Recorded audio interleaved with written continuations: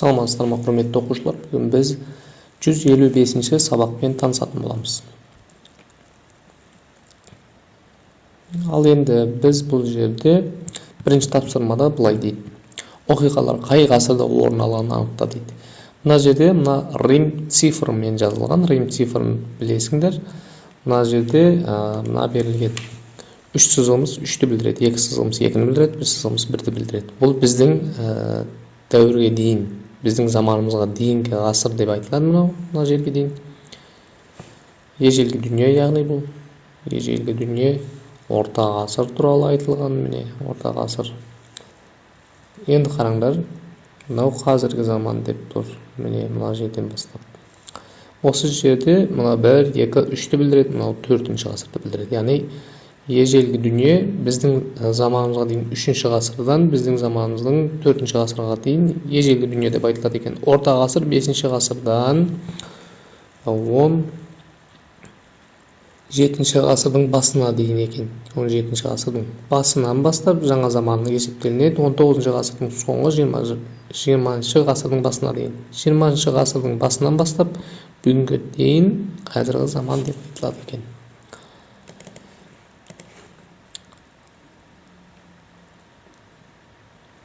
Мына жерде қай кесінді ұзын екендігін қалай анықтауға болады? Қай бұрыш үлкен екендігін қалай анықтауға болады? Қай кесінді ұзын екенін анықтау үшін сызғыштарың бар, сызғышпен өлшейсіңдер, сол жерден анықтайсыңдар. Бұл жерде ең қысқасы СО, ең ұзыны АД мен МЛ. Бұрыштардан да қайсы бірі үлкен бұрыш екенін анықтау үшін бұрыштарды транспортир жәрдемінде анықтайсыңдар. Транспортирді қолдануды көріп шыққансыңдар, яғни транспортирмен өлшеп анықтап көресіңдер. Бұл жерде АОБ бұрышы үлкен СМЛ бұрышынан және КФС бұрышынан. Және транспортирмен әдемілеп өлшеп көресіңдер. Транспортир дегеніміз міне бұрышты өлшейтін құрал. Бұрышты қалай өлшеу керек екен осы жерде нұсқаулық көрсетілген, осы жерде мұқият көріп танысып аласыңдар.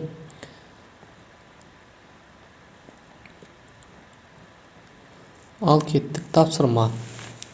Оқушы МОН бұрышын өлшеді. Нәтижесінде бұрыш МОН 30 градус екені анықталды. Ол дұрыс өлшеді ме? Көріңдер дейді. Яғни 30-ды көрсетіп тұр ма? 0-ден бастап есептегенде 30-ды көрсету керек. Яғни 0, 10, 20, 30 деп 30-ды көрсету керек. Яғни мына жерде 30-ды көрсетсе, демек МОН. МОН дегеніміз міне мына жағы. Оқушылар, мына жерден айтады. Бұл демек мына жағын айтып тұр. Яғни мына жағы ол МОН-ға жатпайды. МОН деген мына бұрышты айтып тұр. Мына жерін түсінікті ғой. Демек ол дұрыс өлшемеді. Оның өлшемі бойынша бұл оң жағындағын өлшеу керек. Ол үшін мына жерде 0-ден басталған транспортирді 0, 10, 20 деп келеді мына жерге дейін. 150 градус болады мынау. 30 емес 150 градус деп қарастырамыз. Транспортирдің, яғни қай жағы қарастырылып тұр, сол жағына сәйкес қарастырып аламыз оны. Бұл жерде 150 градус. Келесі тапсырмаға көшеміз. Бұрыштарды өлшеу, олардың атауы мен градустық өлшемін жаз дейді. Яғни мына бұрыштарды өлшеп шығыңдар транспортирмен. Біріншісі қандай бұрыш? АБС бұрышы. АБС бұрышы. Бұрыш АБС. Бұл қандай бұрыш? Бұрыштың түрлері бар еді. Тік бұрыш, сүйір бұрыш, доғал бұрыш. Бұл доғал бұрышқа жатады. Өлшеңдер 90 градустан көп шығады. Мынау бұрыш EFD. Бұл сүйір бұрышқа жатады.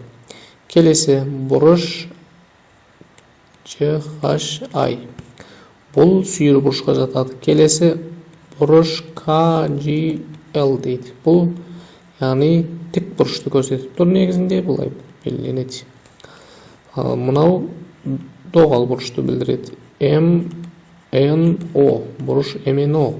Келесі бұл да тік бұрышты көрсетіп тұр. Бұрыш PQR деп атаймыз. Яғни бұл бұрыштардың атаулары осындай.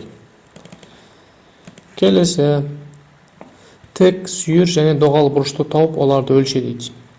мына жерден транспортирдің көмегімен тік бұрышты, доғал, сүйір бұрыштарды анықтайсыңдар. Бір-екеуіне мысал ретінде нұсқаулықтар көрсетеміз.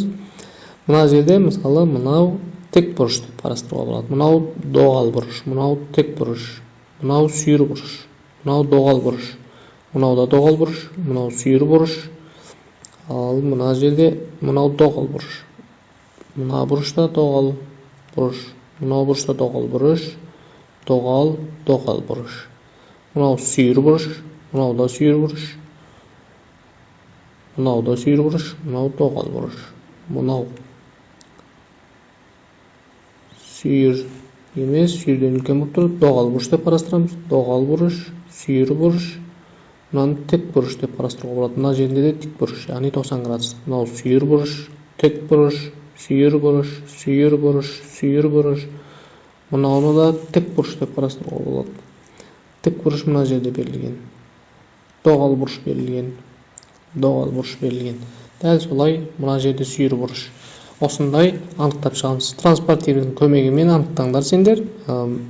Және соның мен көрсеткенімен тексеріп аласыңдар. Келесі есепте және тексер дейді. Яғни есептеп шығамыз. Азайту, азайту, қосу, қосу, көбейту, көбейту, көбейту, бөлу көрсетілген. Солардың барлығын анықтап шығамыз.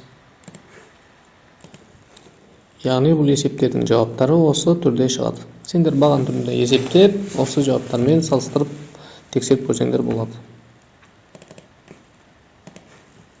Келесі, егер үш бұрыштың барлық қабырғаларының ұзындықтары белгілі болса, циркул мен сызғыштың көмегімен қалай үш бұрыш сызуға болатынын қара дейді. Яғни барлық қабырғалар белгілі болса, мына жерде көрсетіп қойған қалай сызу керек екен. Осы жерден көріп, үлгіні пайдаланып көрсеңдер болады. Келесі, бұрыштарды өлшемінің анықтап, оны жазыңдар дейді. Яғни транспортирмен мынаны өлшеп, әрбір бұрыштың атауымен қанша градус шығады, соны анықтап жазасыңдар.